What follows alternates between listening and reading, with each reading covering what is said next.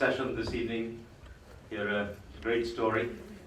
Before that, we'll just give you a briefing on where we are at TIE and what's coming, especially for TIECon. So I'd like to introduce you all to our president, Venkatesh Shukla. Thank you all for coming. Just with raising your hand, how many are existing TIE members? Good number of them. Good. All of them actually. That's very good. How many of them have been to a TIECon before? Okay, most of them, but some of them have not. But this time is going to be really exciting. It's a new format. And the format that's different is that on Friday, there will be 3 full-day tracks on 3 hottest areas of innovation: big data, mobility, and software-defined infrastructure, which includes networking and storage. So it's pretty exciting. And on Saturday, we have 4 billionaires from the Forbes list coming and speaking to us. One is Bharat Desai of Centel. Second is Manoj Bhargav of 5 Hour Energy Drink. Third is Ronnie Screwwala of UTV Disney India. And the fourth one is this kid from Africa. How many people have seen this movie, Hotel Rwanda, the Hollywood movie? So this kid was one of those who was kidnapped in that hotel. He was one of those hostages, from that movie, and escaped. Finally, they were let go. And at the age of 15, he dropped out of school and started his company. And by the age of 26, he was he was a billionaire, and now he's the richest billionaire in Africa. So he's also coming. So this is going to be an outstanding TIECon. The other things I want to talk about is quickly is how many of you plan to or intend to start to be in a startup, let's say next 12 months? Okay, good. That's good representation. So if you know of people who want to start a company, who want to go down this path, we have an exciting program coming up. It's called TIE Launchpad, in which we'll get about 10 companies every 6 months here in TIE, and we'll give them $50,000, and we'll assign a mentor to work with and help you get started, do everything. So if you have friends, who are thinking of starting this, spread the word. We are looking for the best entrepreneurs, the highest potential entrepreneurs to come here this year, and we want to help them. So those are some of the interesting things. Another interesting thing that we're going to be doing is, as part of this area, would be turn into a startup area. We'll have tables and maybe tables basically, and we'll rent this space out to small startups, startups that have 2 or 3, 4 kind of employees who want to try who want to kind of go there and get started quickly and access all the wonderful things that TIE provides. So we'll do a formal announcement, but if you have friends who want to take advantage of it, please spread the word. That's all I have to say, and I want to get the program going. I want to invite a fellow board member who has done amazing job this year of starting this series of My Story, which brings together the highest achievers in the Valley for telling their story, and numerous other programs. So thank you, Naveen, and please get the ball rolling for the evening.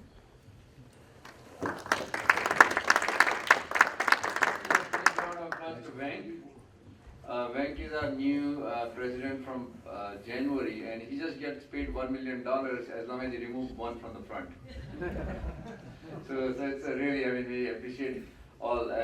TIE is really, helped by volunteers, and so I appreciate everyone's time. And so let's give a big round of applause to all the volunteers, right from registration desk to dance, everything. Okay. Okay, so how many, have you heard a phrase called third time is a charm? How many of you have heard this phrase? Okay, what does that mean? From what I understand, you try once, you try again, you fail again, and third time is the time you succeed. Is that what you also understand? Okay, so how do you create, I mean, most of the time, I mean, you hear this in, for entrepreneurs, especially, I've been an entrepreneur also, that you try, first time you fail, you try again, and third time they say it's a charm, so you keep hoping for that third time. But today we have an amazing entrepreneur here. For him, first time was a charm, second is a charm, and he's on to the third one right now. So Diaz Nesamoney, he founded Informatica in 90s with his another co-founder and turned it successfully into a highly successful publicly held company and over 3 billion in market cap. And actually, I looked at the market close price today, it was $3.75 billion. Informatica, highly successful. Not only that, after that he started a second company called SolidQuest, another analytics company which was bought by Cognos and then IBM.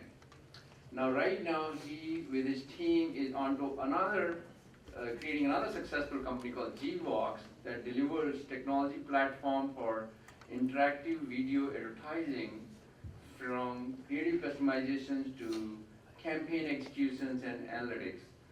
So what it does, it enables brand advertisers as well as digital agencies and publishers to deliver highly targeted video ads which is powered by interactive and social sharing widgets. And not only that, he's also involved with AIF. He's on the board of AIF, which is a non-profit organization. In fact, I think Bill Clinton was the founding member of that, including with a number of other our highly successful Indian charter members like Lata Krishnan. And so without taking too much of thrill from his story, I'd like to invite Diaz here to share his exciting, colorful and amazing entrepreneurial journey with us this evening. Let's give him a big round of applause. It's a great pleasure seeing so many entrepreneurs in one place here. It reminds me of how old I am and what my life was like when I was a budding entrepreneur many years ago. So when Naveen asked me to tell my story, my first thought was, well, it's more like a book. It could take a while. And he said, well, you've got 40 minutes, so I'm going to try to tell my story best I can. And then we'll open it up to some questions, and I would love to chat about that too. So I'm going to start a little bit about just giving you a background of where I started my life, really. And I have a bit of an unusual background in that people ask me where I'm from, and I think about it. I have to think, because I actually have lived in the Bay Area the longest of any place across the world. But I actually started my life in Africa. My parents moved to Africa when I was very young, 6 months old. And I did my early schooling in Africa, which was a very fascinating experience. There were times when I would go to school and I was the only non-African in the school. There were times we would drive around town and we were the only non-Africans in town. So quite an amazing experience in itself. As a family, we moved around in Africa quite a bit. Both my parents were teachers, and I guess every 3 years they got a new post somewhere. And we did that for a bit, and then as like most Indian parents, they said education, very important. Not much of it going on in Africa, so we need to go back to India. So we moved back to India just before I started high school. I spent a little bit of time in Chennai, and then had the good fortune of getting into the Birla Institute of Technology and Science, which, as some of you may know, is one of the top engineering institutions in India. And I have to say, BITS was, I don't know if any of you are from BITS and can relate. Well, there you go, there's a few. And it truly was a transformational experience for me, in many ways. BITS, of course, like many of the IITs and so on, was a phenomenal educational institution. But that was just part of it. I think what I learned was also a lot of life skills. First off, it was interesting. You go from being kind of the top of your class, top of the best school. You go to Pilani and you meet the top of every class in every state in India. So the first thing is humiliation. When the first test results come out and you find you're somewhere in there. So it was pretty challenging, just trying to coming to grips with being amongst the best of the best. And but it was a phenomenal 4 years that I spent there. And in addition to learning computer science, I also learned a lot of life skills, which even today have been very helpful in my growth. After Pilani again, I didn't take the typical path here. Many of you perhaps came here to go to college at one of the institutions here. I didn't, and instead ended up working for a company in India, a small software company in Mumbai. That company, I worked there for a bit, and one day they said, hey, you're going to the US, and lo and behold, I found myself in, of all places, New Jersey. Luckily that only lasted a day, and then I found myself in sunny Southern California. And thus started part of my life here in the US, and really was the beginnings of my becoming a true entrepreneur. So, to tell my story, I thought I would just tell a few mini stories of things that happened along the way in my entrepreneurial journey. And somebody asked me the other day, when did you first think of being an entrepreneur? And I thought back, and it was actually in college, believe it or not, where I think it was my first year during summer. And in India, your parents always want you to study in summer and do this and do that and whatever. But a friend of mine and I decided we were going to start a company. And so, of course, having no idea whatsoever where to begin, we went to my school and said, oh, we can teach these kids computer programming and make some money, so sort of to try to get some money so we could start a company. The next thing was to find what we knew was computers and software. So we literally walked around, took one of those auto rickshaws around the city of Chennai looking for computers. And this was way, way, way back when. It wasn't easy. We found this place that said Computer Center. So we said, okay, let's walk in there. We walked in there, knocked in. It was a weekend, so it was actually empty. But the owner was there, and he was, I guess, running the Computer Center. So we went and basically pitched him on, hey, we're two software engineers. We can build some great software. We can make you a lot of money. We'll make a lot of money. What we need is two things. We need computers, and we need money. So, I'm just thinking back how odd that must have been. You're sitting on a weekend in your computer center, and two young, disheveled-looking guys walk in. But I think he was so taken aback by the whole thing, he actually said, okay, that's interesting, tell me more. And next thing you know, he actually agreed to pay us to write some software. And throughout that summer, we basically, at night, worked all night writing the software, and during the daytime went to the school to teach some kids to make some extra money. So that was the summer. And at the end of it, we obviously, had kind of a bare bones of a product, and we told the guy, hey, we got to go back to college. Sorry, we can't finish this thing. It was nice enough to say, don't worry about it. It was a lot of fun hanging out with you guys. So that was sort of my first foray at entrepreneurship. Then it was college, a lot of work and so on. And then in my final year, I actually got into trouble for trying to be an entrepreneur. In Pilani, we have this thing called practice school, which is where you actually go to industry and actually work. And just my luck, I got sent to a government organization called the National Informatics Center, which was kind of a cool place, a lot of cool computers and all that, but not much to do. So I went there for a few weeks and I said, this is really boring. Let me see what else I can do. So I called some buddies who were also doing practice school at some other places. One of them was working at a software company. And I said, well, let me come by. So the founder of this company, somebody said, hey, you want to make some money on the side writing some software? I said, yeah, sure. And next thing you know, I used to go there on the weekends. And then I said, what the heck, I'm not doing anything during the day either, so let me just go there. That went on for a while. I was making some money. Next thing, one day I bumped into my professor at this place, and he was really unhappy. He said, what on earth are you doing here? You're supposed to be over there, and he called me in his office and gave me a lot of grief, threatened to kick me out and give me a fail.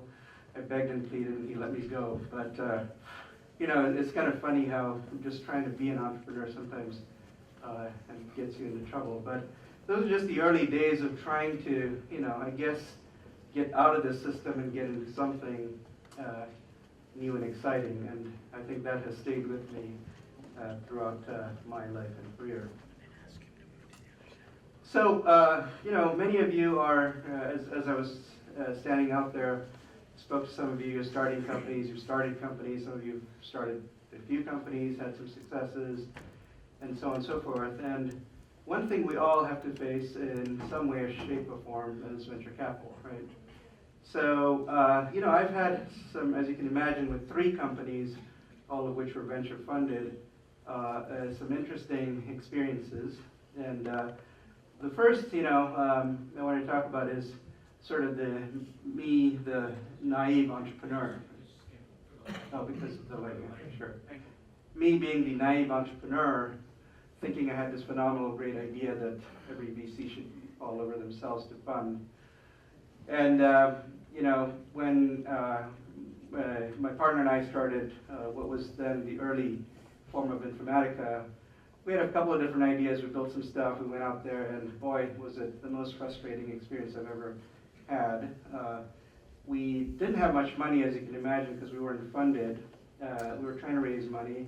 We spent whatever money we had just flying back and forth. We were in LA. The VCs were here, coming back and forth, walking, driving up and down Sand Hill Road. No luck whatsoever. In fact, I remember this because one of the VCs that we made a pitch to said, he looked at me and said, "How old are you?"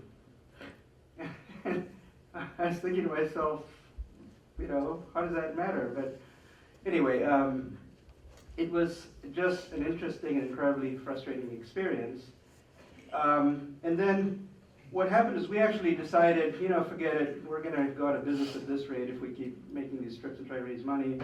So we actually bootstrapped the company, got it to some point where we're actually profitable, and then we got a call from one of the VCs saying, "Hey, we want to work with you, and we heard great things about you guys." So our first reaction is, no, we're done. We don't want to, you know, talk to the VCs. So he said, he was persistent. He said, no, let's meet.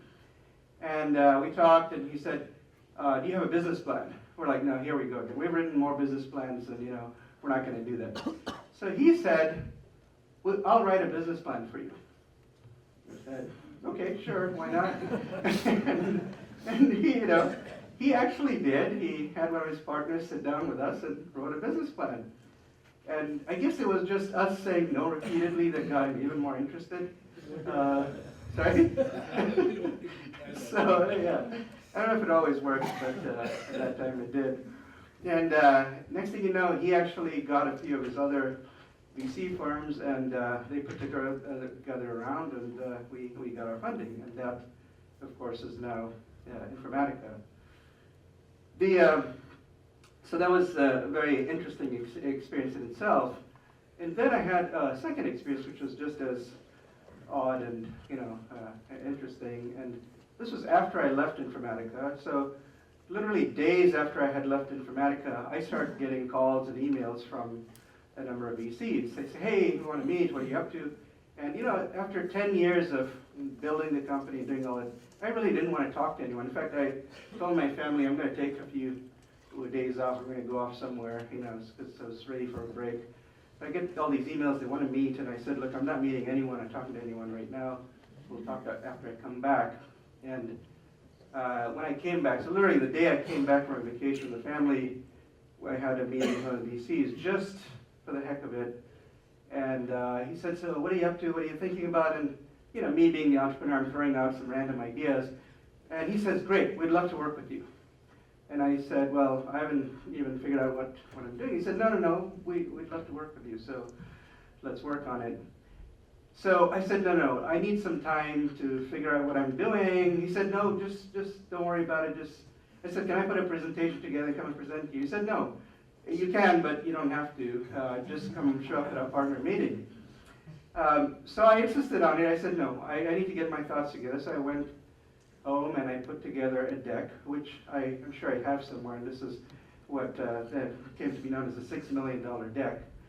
And it actually didn't say very much. It just talked about data and software and a bunch of stuff. And next thing you know, he looked at it and said, okay, great, let's have lunch, and had a $6 million term sheet in front of me.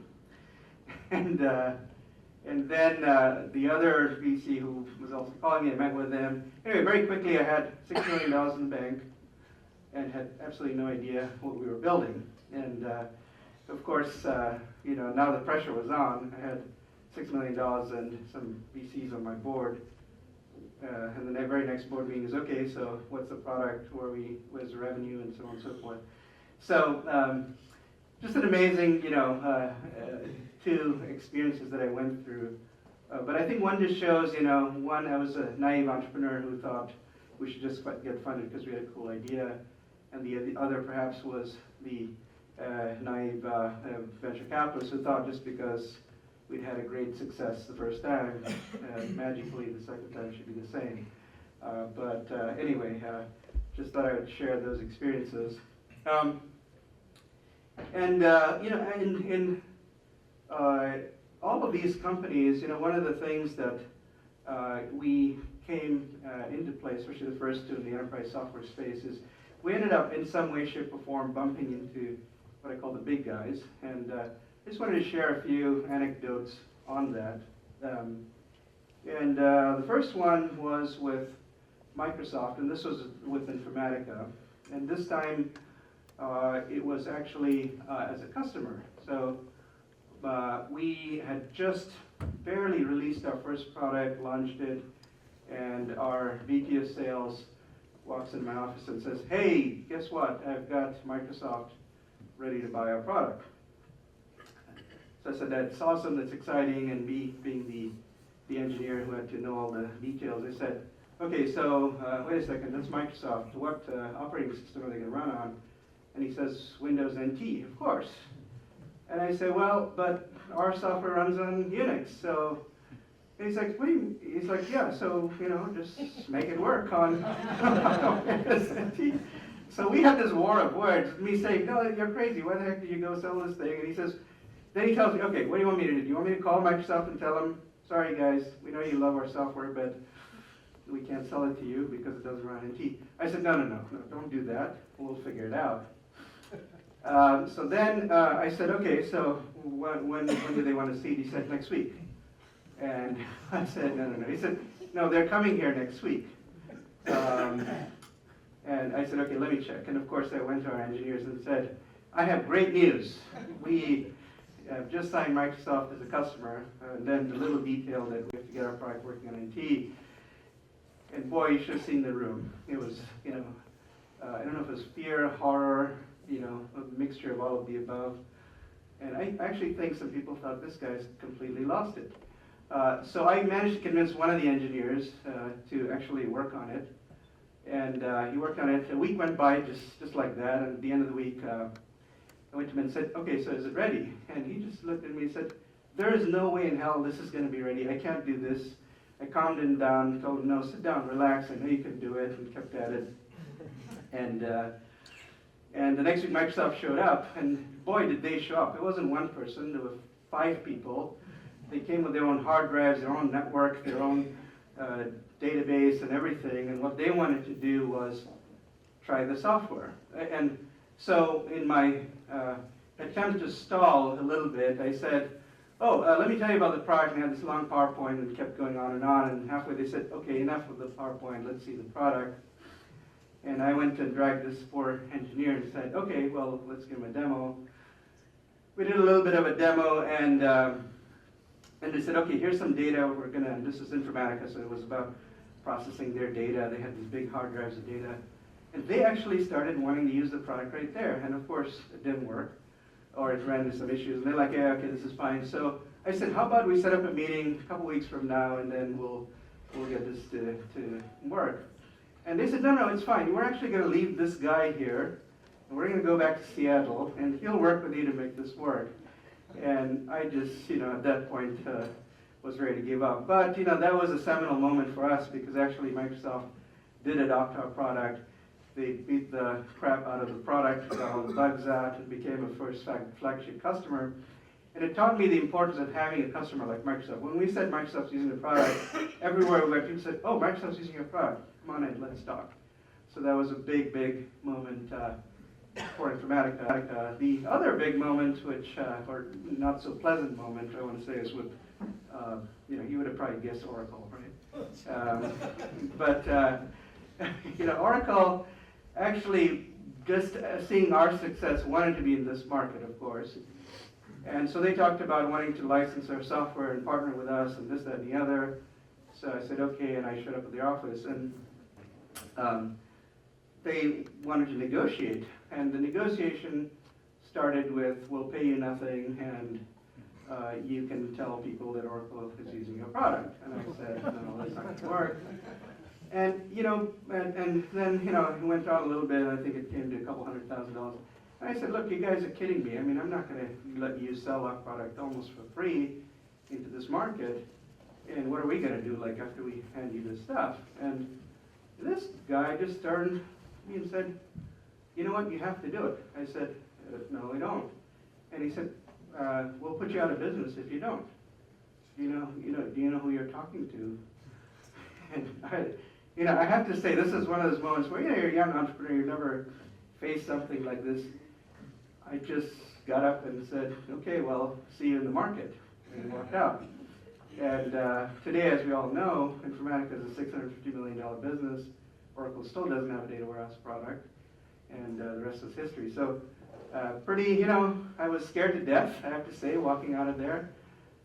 Everybody thought, what did you do? Did you actually say no to Oracle? And,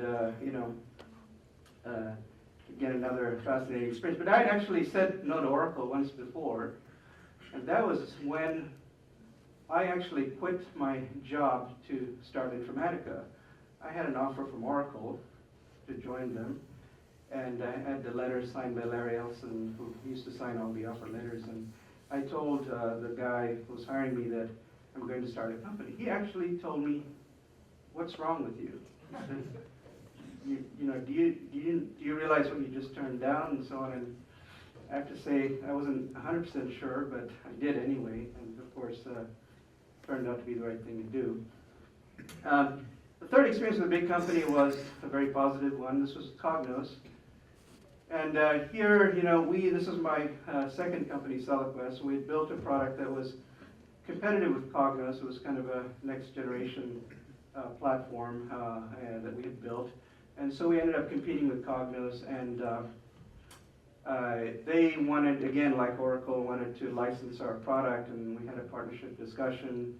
And in the midst of that, we actually got an acquisition offer from IBM, and we ended up getting acquired by Cognos. And the first day, I walked into the CEO's office after the acquisition, and he said, you know why we bought you guys? And I said, clearly it's great technology and this, that, and the other. He says, no, you really pissed me off. I said, why?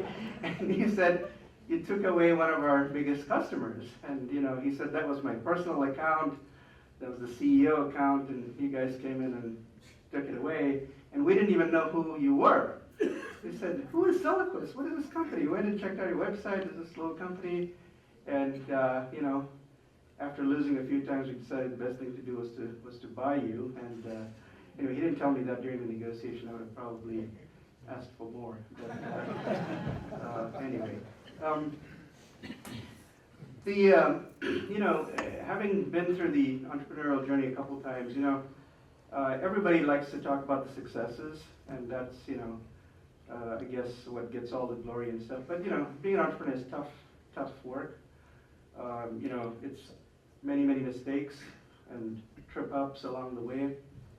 Even with Informatica, which of course was a phenomenal success, as you all heard, it wasn't the first, but actually the third idea that actually was successful.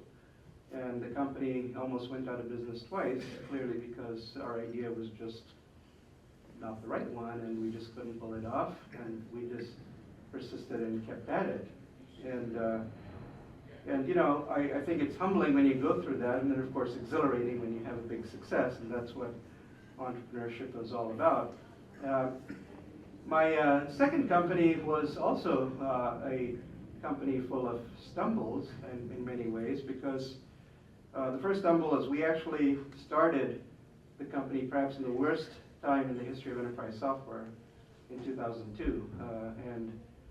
Nobody, the CIOs were not buying anything, they stopped, cut spending, and so on and so forth. So terrible timing. Our product was way, way ahead of what the market needed. And so, the first 2-3 years we had no buyers. We spent a lot of money and didn't get much traction. And as I'll talk about a little later, we did manage to recover from that. But I think it was those humbling experiences of stumbling several times that I think taught me a lot about how to build success eventually. So, I'm sure many of you are curious about these companies and so how they came about. So I thought I'd take a few minutes to just talk about both especially the early days, which I'm sure is probably what most of you are interested in. And Informatica was actually started when I was working at Unisys, my first job here. Big, giant company. I was lost in this company. Didn't feel like it was making a big difference. And a friend of mine, Gaurav Dhillon, and myself used to work together there, decided to basically start something on the side. And we started building a product. It was actually a couple of different products. And the first two were just not successful at all. We spent a bunch of money. And we actually, at one point, had to get pretty close to shutting the company down. So we started in LA, and after repeated attempts to try and raise venture capital, failing over and over again, and pretty much just flat out running out of money. So I actually remember taking my credit cards to the bank and getting cash out so I could pay the meager salaries some of our early employees were getting. But we kind of fumbled through that, and what saved us that time, and the reason Informatica was still a company, was we actually managed to get a grant from of all things, the US government, Small Business Innovation Research Center, and we got a $50,000 grant from them. That was kind of our seed funding, and we used that to build the very, very early versions of the Informatica product. We then moved the company to the Bay Area, and we had to, because we weren't VC funded, at least at that time, to just survive, we had to do some consulting on the side. And so I ended up taking up a consulting engagement in a company to build something completely unrelated to what we were doing at Informatica. It was shop floor management system, built that for them. But we made a lot of money, and that was another $1 million we essentially got as funding from that process. And we kind of bootstrapped it, and we used that to build enough of a product to get our first few customers. So the first few customers, we were actually profitable at that time, but we were, very lean, mean, 4 or 5 guys who were working day and night, keeping it going. And that was about the time when, as I was talking about, the VC called us and, wanted to fund the company. That's when it happened. So it happened when we didn't need the money. We had already been through all the pain, and we had so many scars from trying to raise money that we just said, no, we don't want to do this. But I'm glad we did, because what that did for us is it allowed us to actually, one of the first things we did was divest the consulting business and all the other odds and ends we were doing, and really focus on what is now the Informatica product, and that continued to grow. Just to give you a sense of success, after we got our funding, so that was in late 95, 96 we launched the product in the market. And in our first year, in 1986, we did $2 million in revenue. Second year was 12, 32, 64, and went public. And we raised a total of about $17 million, and we actually didn't use all of it. We probably used only about $10 million.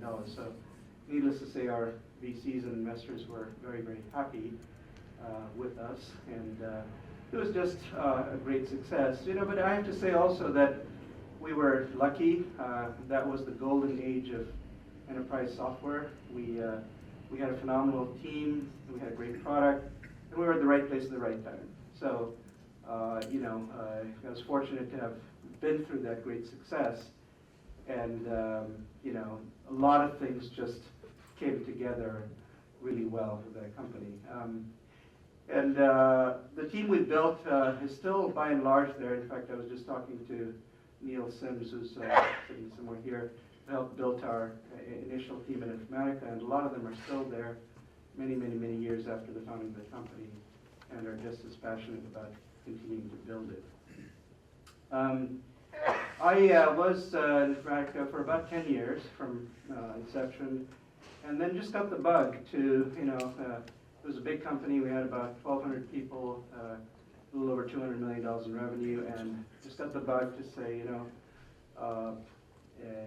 I just felt like I had to go back to creating something. I enjoyed the early days of being with a couple of guys and not knowing what was going to happen next week or next month, and just the rush of the initial success. So I left Informatica, and I had absolutely no idea what I was going to do, what I was going to start, and that was the time the VCs called and gave me that was the $6 million PowerPoint thing that happened. And SolidQuest was a very, very different experience, and it actually surprised me in the sense that, I was a first-time entrepreneur with Informatica, so I didn't honestly know anything to expect. I actually thought that Informatica would be, somewhat successful. Maybe we'll be $1 million here and there. Maybe we'll, get some funding. I had absolutely no idea how successful it would be. I think with SolidQuest, I had the reverse experience. I was almost certain it would be successful. Why? Well, I had the success before, so of course it should just work. You start a company, you get some venture capital, you hire a bunch of smart people, you build a great product, it should happen. It didn't quite turn out that way, and there were a couple of reasons. I think one is that bad timing. The software market was a very tough market, enterprise software. You can never time these things, as much as you try. Markets come and go, raise, fall, etc. But we had timed it badly. But not only had we timed it badly, we had built a product which I think even now is sort of way ahead of its time. And so trying to sell a very innovative, futuristic product to an IT organization that frankly was just trying to keep their jobs and keep it together was a big, big, big mismatch. And I think we struggled with that for the first couple of years, just trying to get out there. And you can imagine, when I left Informatica, I had a phenomenal Rolodex of every CIO from Gary Reiner at GE, and I called him, and he actually said, hey, come on over. And I went to the corporate office of GE. This guy's a $4 billion budget, and he's sitting and talking to me about what I'm doing. And so I had all the opportunity, had the Rolodex, had everything, but it was a tough couple of years. And luckily, our investors were patient. They gave me a hard time about it, but continued to support the company. And we tried a number of things, pivoting, as we all like to call it. We did some big pivots, some little pivots, and there just came a point where I said, okay, we have to do a kind of a reboot. And for me, many times some of the big ideas, people say, how do you get these ideas that sort of change things and you come up with new brilliant ideas? And it's usually at a beach. I often take time off and usually just go by myself, seclusion for a couple of days. So it was one of those moments, and I just thought to myself, I'm doing this all wrong. I'm trying to replicate a company that I knew how to build in the wrong market, in the wrong time. So that was sort of the aha moment. I came back, and people that work for me or have worked for me now know these moments that they're terrified of it because something just random happens after that. So I came to the team and I said, okay guys, we're going to change everything. We are going to take this product we have, here's all the things we need to do. We need to dumb it down, make it a really simple product that people badly need. It has to be the cheaper, better, faster solution in a market that doesn't want to spend money and wants those kinds of solutions. I also said, let's stop selling to these big IT organizations where the CIO's in lockdown mode. I of course told the employees that. They looked at me and said, no, I don't know. A lot of skeptical views. But I said, that's what we're going to do. My next problem is to convince our investors on the board. And I honestly think at that point they had kind of given up, you know. And, you know, they kind of had the same quizzical look on their face. I told them this, and I think it was just one of those what the heck, what have we got to lose, you know, moments. And I said the same thing. I said, guys, okay, look, it's been a tough journey. We got to do something. I am willing to bet my career on this. I feel so convinced this is the thing to do. So one of the investors said, okay, you know what? Fine, you're on. Let's do it. And we had 3 months, basically. So in 3 months, we basically reinvented the company, relaunched the company around taking that product and selling it to small businesses using software as a service. And remember, this was in the very, very early days when Salesforce was just sort of, you know, becoming successful. And that caught on. Then we had one of the most successful launches of a product, written up all the trade. And it was just because the idea was a little off the wall, outrageous, and actually fit the mindset people had, which is they wanted cheaper solutions than the big, expensive software they were buying from Cognos and others. And that caught on, and we quickly signed up a number of customers, and the company started to grow. But by then, you know, we had raised quite a bit of money, and you know, I thought it was time to think about getting an exit for the company. We got lucky. So I talked to a lot of companies, big companies, IBM and others, partnering, not trying to sell the company, which you never do, by the way. Companies are never sold, they're bought. And so I formed these partnerships, and then lo and behold, IBM made an offer for the company. Since we were also talking to Cognos, I of course told them about it, and next thing you know, we had an offer from them. They beat IBM to it, and we got an exit for the company. But it was tough. It was tough. I didn't make the investors anywhere as wealthy as the first one did, but we, as I like to put it, landed the plane safely and learned a lot doing it.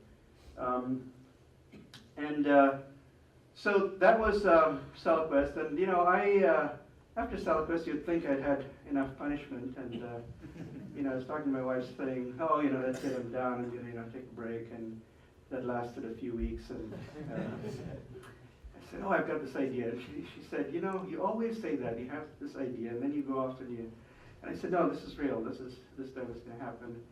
And then I founded Jivox. So Jivox is, as Naveen was saying, a very different company in the media and advertising space, still technology.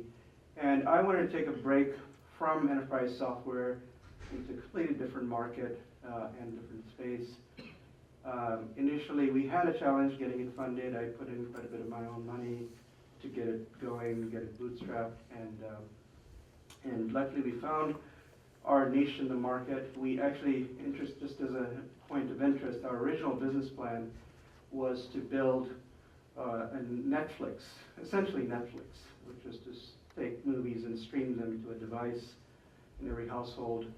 I had lofty ideas. I had told people, hey, if you're going to swing for the fences, why, you know, do something small. The VCs didn't quite see it that way because they wanted $20 million to build this company.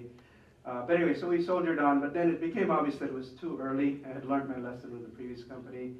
So we actually scaled it down and really looked at one part of the problem, which was monetizing content, and in particular video content. In other words, we wanted people like Netflix and all these guys to be our customers.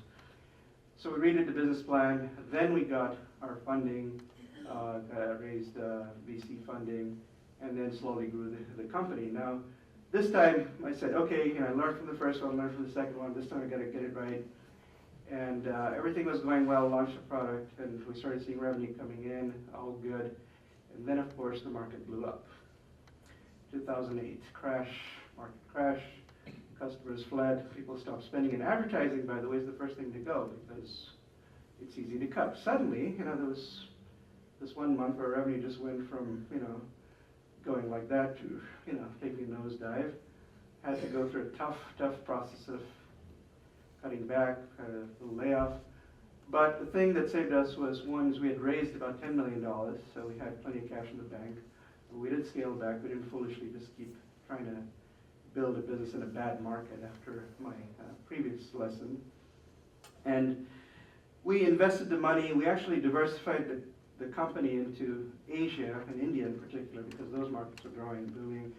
we built revenue, continued to build it, and then in 2010, market started coming back, 2011 came back, and now the business is doing very, very well and continuing to grow. So we'll see what happens. I like Naveen's idea that third time's a charm, and so that's the plan here. So people always ask me, well, you know, you've had some great success and this, that, and the other, and everybody wants to know the recipe of the formula. I'm afraid I don't have a recipe or a formula, but I have ingredients. So think of it as what are the key elements that, you know, just looking back at these three companies that came together, while never guarantee success, I think are essential ingredients to have any kind of big success.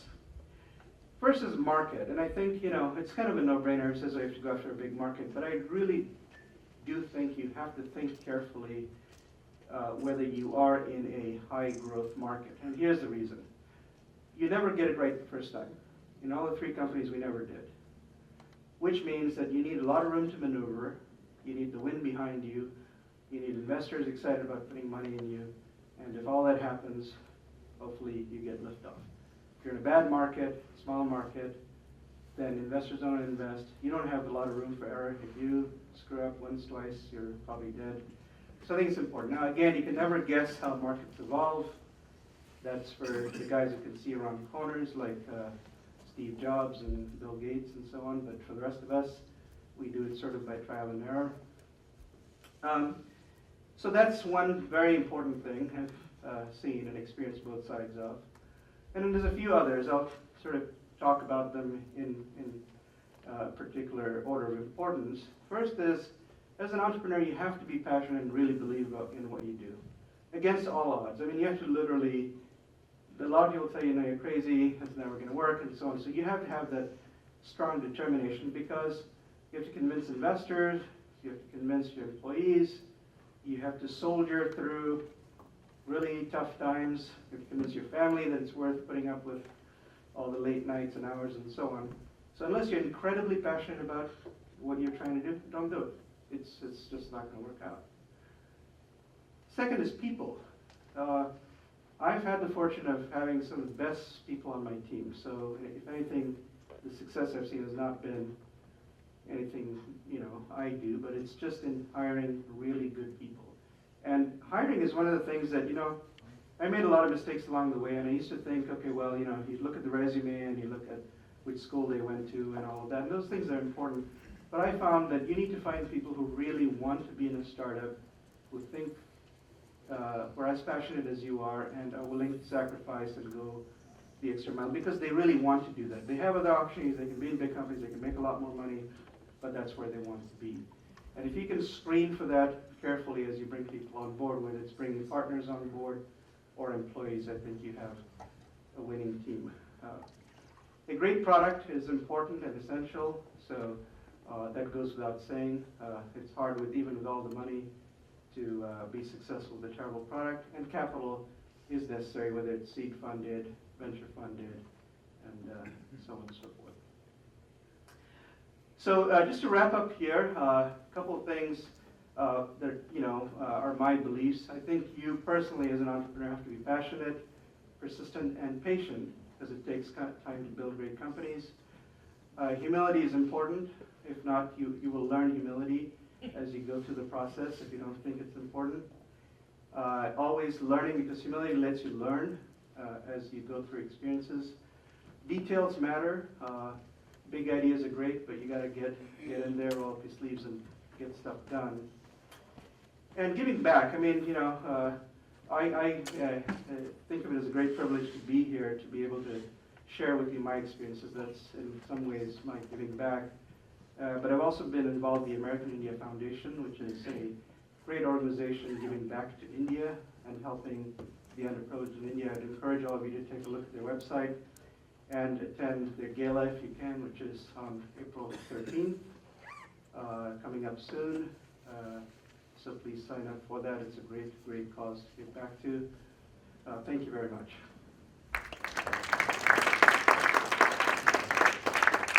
Those of you that may not be familiar with what rich media is basically highly engaging ads with animations and high visual effects, and ads that are interactive, that users can actually download stuff from, watch additional content, and so on. It has been around for a while, as you all know. You've seen these ads all over. But what's happening is that these ads used to be created with a technology called Flash, which was created by Adobe. And thanks to Steve Jobs, who declared that Flash will simply not work on at least Apple's mobile devices, that was a great day for us because we were building technology that could enable these ads to run on across various devices. And initially it was small, but today about 20 to 30% of web traffic actually comes from these mobile devices, and of course these ads don't work. The ads created using the previous generation of technology. So that's what's creating the disruption in the market, and those companies have to essentially rebuild their products from scratch, which of course is not easy, and we've been at the forefront of offering their customers this technology that does that. So one just follow-up question to that is, how do you envision that the rich media industry is going to change over the next 3 years? Well, I think, one of the things that got me interested in this space is that I think, who likes ads? Does anyone like ads here? So ads are generally viewed as annoying, terrible, and poor taste, and I don't think they have to be. On the other hand, you look at Super Bowl ads, they are phenomenal. How many of you watch the Super Bowl for the ads? There you go, right? So clearly, the ad industry is capable of producing great works of art, but technology gets in the way, right? So I think where ads are going is that, whether it's mobile ads or web ads, they have to get to that caliber of quality and creativity, and I think technology can help do that. So that's where I see it going. I think users expect more from these ads. You don't mind seeing an ad if it offers you a coupon or something interesting or some useful content to watch. You're trying to buy an automobile and it has a video of the car that you can watch and check out the features and sign up, find where the nearest dealer is. Useful, functional, and cool-looking ads are, I think, where the industry is going. Okay. So let me open it to the audience. First question from the audience. Right now you're in advertising, but your original idea was to be the next Netflix. Like, how are you going to do that differently than what Netflix is doing now? Like, what was your big, great idea that you couldn't actually see developed? Well, I did then and now think it was a good idea. I think it was just way too early, and I think user adoption had to be there. There were a lot of problems, which even as early as a year ago, Netflix went through a lot of struggles because the media industry traditionally has been guarding content, TV content and movie content, as their crown jewels, as it sort of is. And they've been very, very reluctant to allow that to get online. So our business plan called for going and licensing media, and I just did the math and looked at the cost and said, there's no way this math could work. Is it working now? It's starting to, but it's at that time it just wouldn't work. So we could have built the best technology, delivered, we could have done all of that, but we probably wouldn't have made it because we would have lost so much money acquiring it. And actually, Netflix is not the first to try this. There have been companies before them. In fact, there were companies funded by the media industry to do that simply couldn't make it because they were trying to create user adoption when the market just wasn't there already.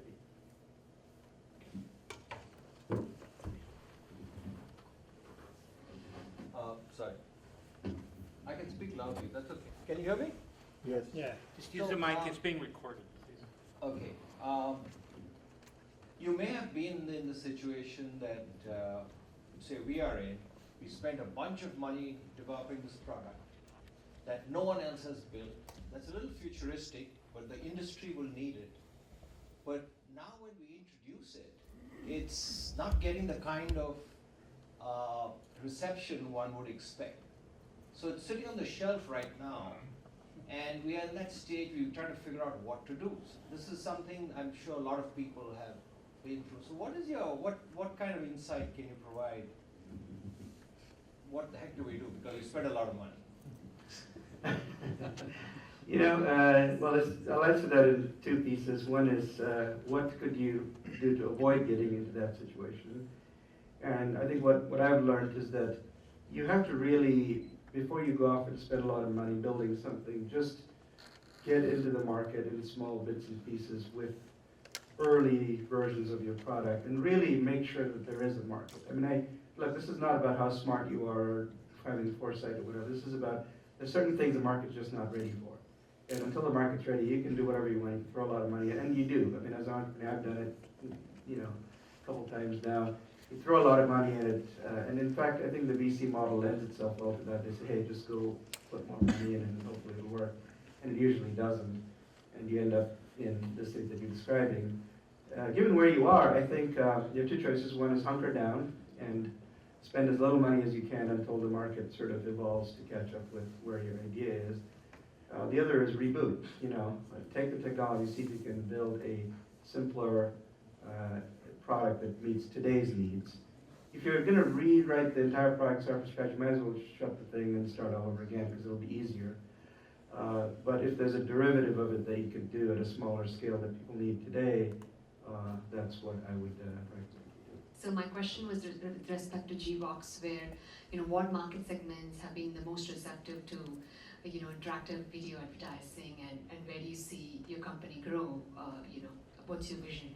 Yeah, sure. It's a very good question. You know, what we've seen so far is, I think, categories that have consumer products, consumer-facing products, tend to be the early adopters. And the reason is because the ads can showcase the features of the product. So let's say, as I was saying, if you're in the market for a car, the ad can showcase a lot of the features of the car, video content, and so on and so forth. Smartphones, a lot of consumer devices, consumer packaged goods like, you know, some of the you know, ingredients for baking and this, that, you know, because they lend themselves well to presenting a lot of content as part of the ad that the user can engage with, download, and view. So I would say those are the early areas. But almost any category, I think, even if you're selling, for example, big giant hard drives, you know, in the ad you can explain what it does and why people should buy it. So I think it applies across all categories. Diaz, congratulations on your achievements so far. Given that mobile is becoming the so-called, you know, the niche areas of mobile and the expansion that's taking place technologically in advancement, compression is a huge issue. What kind of compression technology are you using at Jivox, if any? Are you using the H.264 that Ian Richardson has proposed, you know, or are you using a different kind of compression? We do use H.264 compression. Almost everyone in the video space does. But you know, I would just say, if you're thinking of, you know, doing something in that area, I would just sound a word of caution, because you're racing against bandwidth, and chances are bandwidth will improve faster than you can improve compression. So I don't know if you were thinking along those lines. Well, I actually called your office last week and you were at a conference to try and get a meeting with you, because I know of an inventor that has got the so-called de facto compression technology. He's an absolute genius from your town. His name is Arvind Tyagarajan, and he's invented something called Enhance, which Netflix and Cisco and Google are fighting over right now, and I wanted to talk to you about that.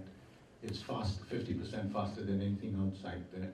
So I'd like to maybe get your views on that later on. Yeah, happy to chat. Thanks.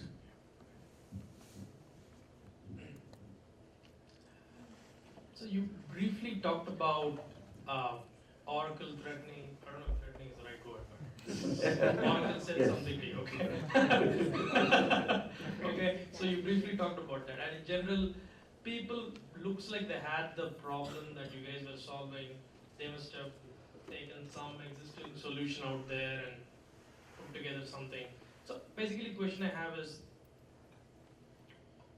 if you go up against this big gorilla like Oracle, how would you go about it? And how would you go about it if you did so? If you're facing a big established company which wants to get into your space, how do you do things? How do you deal with that? Well, I think it depends on the situation, obviously, and whether they are even capable of doing it. A couple of things is that, for a company like Oracle, or for that matter, in our industry, Google and Facebook and others, there's certain aspects of the market that are just not big enough for them to go after. I call it their billion-dollar problem. They think in billions.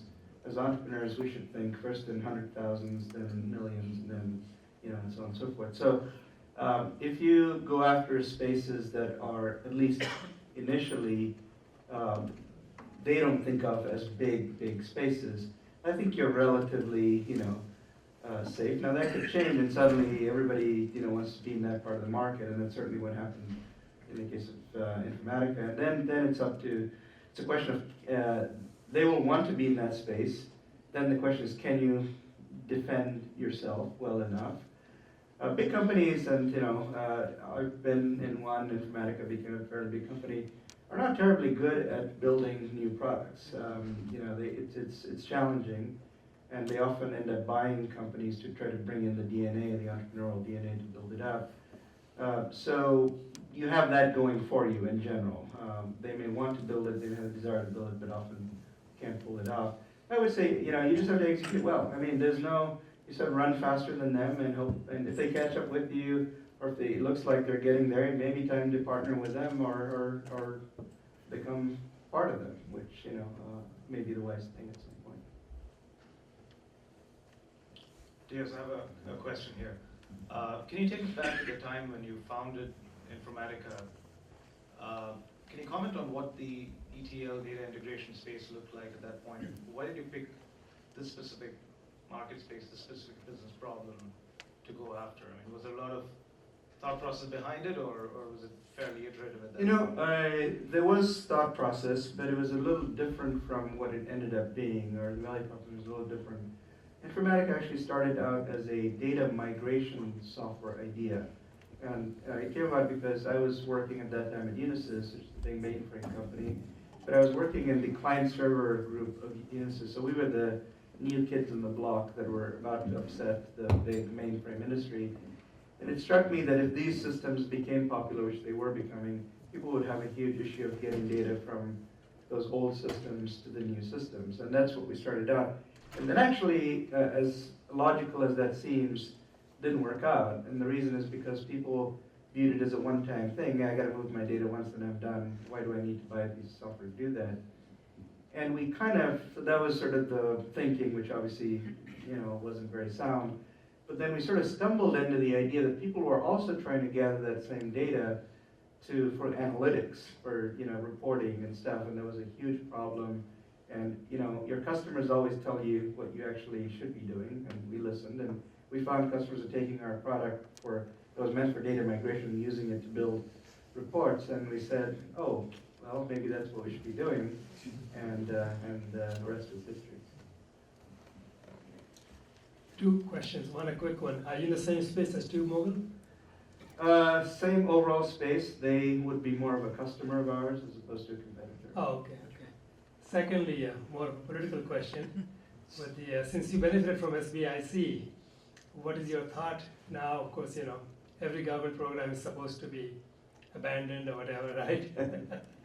That's a good question. I've been asked that before, and I think Informatica is a great example of how government can actually produce innovation and great businesses. If you just look at the number of people employed, not just by Informatica, but by the whole industry that Informatica was part of, that's how economies get built and all of that happens. So, needless to say, I'm a believer in the model, but at the same time, I think what people have an objection against is just wanton waste where hundreds of millions of dollars thrown at technologies that the government should not be in the VC business. I think that's pretty evident from looking at the track record. But the government should be in the enablement business of really, even forget the tech business. Even there are many small businesses that could benefit from small grants and injections of capital, and some of that turns into great businesses. So Yeah, no, I'm not talking about the big thing that, I'm talking SBIC, Right. say 50,000, 100,000. I think that program is still active. The SBA, of course, gives out loans and stuff, and I'm a big believer in it. It does work. You know, hopefully they continue. Because it has been on the chopping block many times. That- Anyway, well, that's leave it at that. Yeah. Diaz, you've been acquired. At Informatica, I don't remember you doing a great deal of acquiring. I think you did some. Right. But I don't think of you being one of those entrepreneurs who did the go fast thing by a roll-up sort of strategy. So how do you feel about the sort of more organic growth of building your own products in your own company versus accelerated growth by acquisition? That's a great question. We did actually acquire Informatica, and one of the acquisitions almost killed us. You know, and you know, I think it's very tempting to think that acquisitions are the solution to the growth problem, and usually the problem lies elsewhere, and you're just trying to fix it by trying to buy yourself out of it. Acquisitions do make sense. I think where we did have success at Informatica was acquiring fairly small companies, not so much for their revenue and customers, but for the team and technology. And we did a bunch of those, and Informatica still has done a bunch since then. The mistake we made was when we made an acquisition to try to build out a very different market from the market we were in. And it was a company that had customers, this, that, and the other. And you know, it created quite a bit of turmoil in the company, and we had to change a lot of things we were doing. And I think there are therefore many stories of such acquisitions having gone bad, because it comes down to people. It is very, very difficult, in my view, to get two teams that have sort of had their own culture, have their own way of doing things to come together. And you know, if you're lucky, the cultures could be similar. I think that's one lesson learned, is to look for companies that have a great similar culture, and presumably be easier to assimilate them.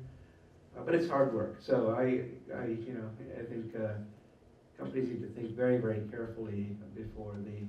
That seems like the magical solution, especially if you have a lot of cash, but it comes with a lot of peril too. So what would be your, let's say if you had to start a company today, so what market segment, or how would you go about it? Oh boy, you're tempting me now.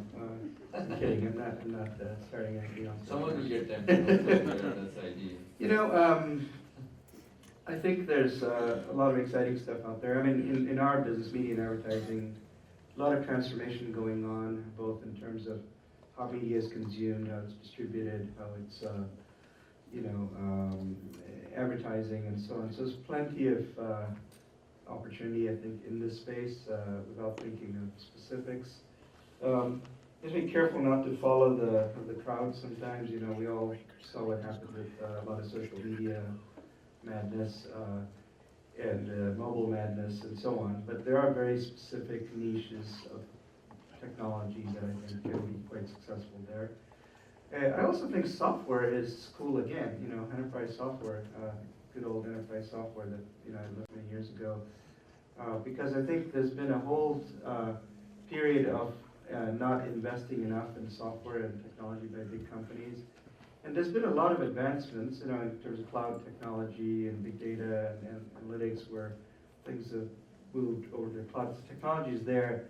I think the adoption is still pretty early, so I think there's plenty of opportunity in my mind there to take models, the offline models, and essentially replicate them online. For every piece of offline software there is, and there's plenty, there's probably a cloud-based company waiting to happen. So I think we're in the early phases of that. You don't even have to invent something dramatically new. Look at Salesforce.com. That was not an original idea, but it was a very, very well-timed idea of transforming software from being, on-premise to being on the cloud. Any please. So the question I have is, most entrepreneurs come from a technology background, yourself included, and you always hear that one of the most valuable things are your board of advisors, the mentors around you. So what kind of advisors have you found to be the most valuable? Lawyers, tax advisors, things of that matter. You know, I think you need, it's ideal to have a variety of them. You also have to look at what your investor is potentially bringing to the table. So in other words, don't bring more of that, you know, try to diversify.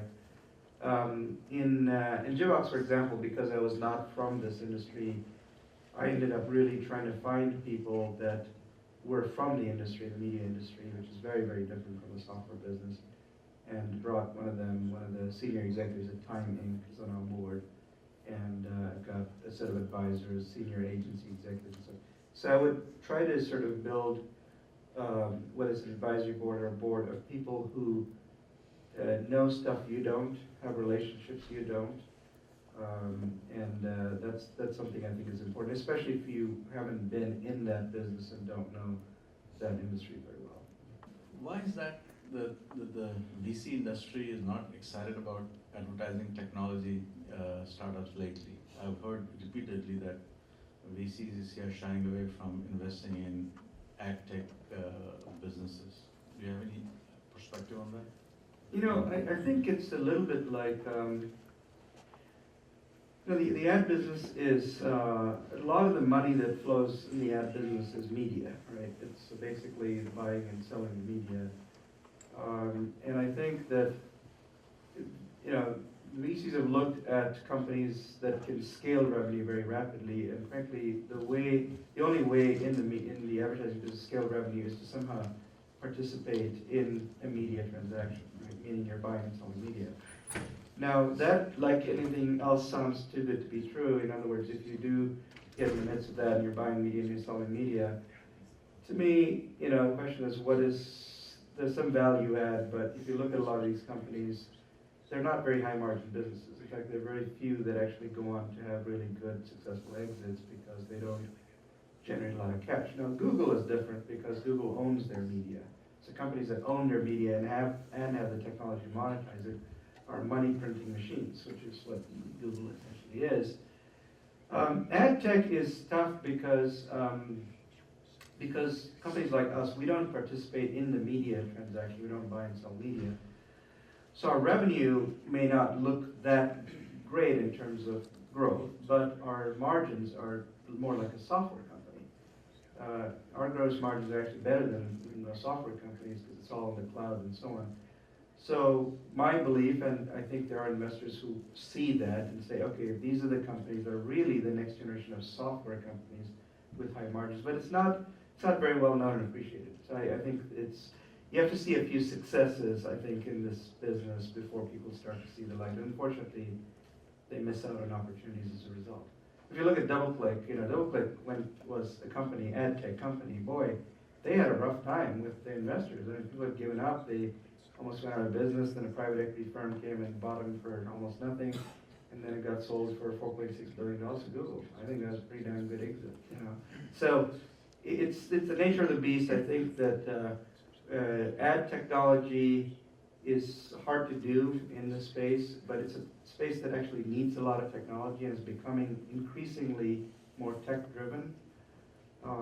So, you know, I think we'll see some good exits and successes, and that'll drive a lot of the money into it. Would you consider Efficient Frontier or Marin as ad tech companies? Yeah, I think so. And they're hybrids. They're companies that participate in media transactions, but also have strong technology. Some of these real-time trading, bidding and trading systems are tech companies. You know, but when you look at them, sometimes it's deceiving because it's sort of like, if you look at the company like Priceline, right? You know, in the days of the internet, you know, the revenue was going like that, but you know, what was a lot of that revenue was tickets, the entire price of a ticket, and then what was the margin on it was kind of small, but you know, obviously it was very successful. So it's not a bad thing. I think you just, as an investor, I think you have to understand the model and know what its cash generation potential is, which is really, ad tech therefore is very different from most of what happens in the media world. Okay, I have another question. So you started out as an engineer and then you did various things and you became a chief executive. So in that process, what were the skills that you learned as an engineer that helped you? What didn't help you? What were some new things you had to learn? Pitfalls, challenges. Can you talk about that? Yeah, so I think the biggest skill is, selling, and, if you're gonna go from being an engineer to a CEO, I think a CEO's number one job is selling. I think a lot of CEOs want to go hire a sales VP and this, that, and the other, which is good at some point, but, I think it's a skill that I think every CEO needs to learn, and I had to. Selling and marketing, which often, if you're an engineer, doesn't come to us naturally. We think of, I've built this beautiful product and everybody should, see it and buy it themselves. Unfortunately, software and a lot of things we did have to be sold. So that's a skill that I had to learn, and that's probably the harder skill to learn. I think most of the other stuff, like managing people and so on and so forth, I think can be learned over time. I think some people do it better than others, and some are better, But I think selling is something that is, I would say, number one as an engineer. You have to take yourself out of your comfort zone and learn how to do it. What would be the aspiring words for any? How many aspiring entrepreneurs do we have in the audience? Okay, there are. It's the last words of the. I think I see more hands now than when we started. This is working. So. How many more again? No, it's really exciting to see so many hands up, and I'm sure the rest of you are either thinking about it, or maybe you've done it and you're just nodding your head saying, yeah, I've been there. But it's a fascinating journey. I was thinking yesterday of a metaphor to describe the whole thing. It's a little bit like, if you've ever been to Great America and you get to this big roller coaster for the very first time, and you stand and you look and you say, oh my God, do I really want to go on this thing? And you get on and you go, and then you have highs, lows, you're scared to death, and then you have this exhilaration when it's all over. That's the journey of an entrepreneur. I would highly recommend it if you haven't done it, and wish you all the best on your journey. All right, let's give a big round of applause.